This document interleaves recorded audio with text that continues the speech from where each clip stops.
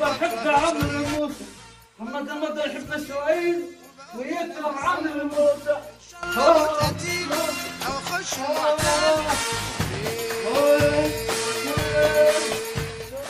ايه يا انت عملت ايه يا محمد رمضان؟ انت عملت ايه؟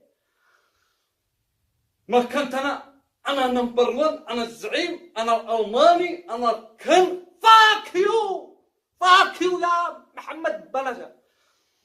تتصور مع اسرائيلي يهودي؟ قال النبي ما خلا يهوديين بمسلم الا فكر في قتله.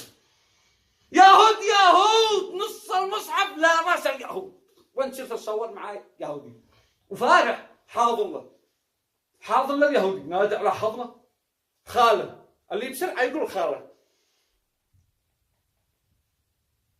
نسيت من هم اليهود يا انت. لك شعبيتك، انت الناس بيحبوك، لك صيتك، لك حبك في مصر بين الناس. تنزل من قدرك لا عند واحد اسرائيلي يهودي تنزل من قدرك لا عند يهودي، تتصور مع يهودي. احنا نشين نوري اليهود قدرهم، نشين نخذلهم ننذلهم، ما حد يرضى يتصور معهم، ما حد يرضى يجلس معهم، نعرفهم قدرهم. مش ان احنا نتصور معاهم ونصير حفلاتهم ويجوا حفلاتهم. نو غير اسمك محمد رمضان. ما تنساش اسم هذا، نسميه دونييل كان خارفو. محمد رمضان اسم يعني هذا اسم واحد. اسمك من اليوم كرخاف جنكول ريبيو. غير اسمك. مكنت انا البرنس وثقتي بالله سبب نجاحي. فاك يو. لا تعرف الله، لو تعرف الله ما تتصور مع يهودي اسرائيلي. اي حين نتصور مع اليهود، اي حين نصير حفلاتهم، اي حين جو حفلاتنا.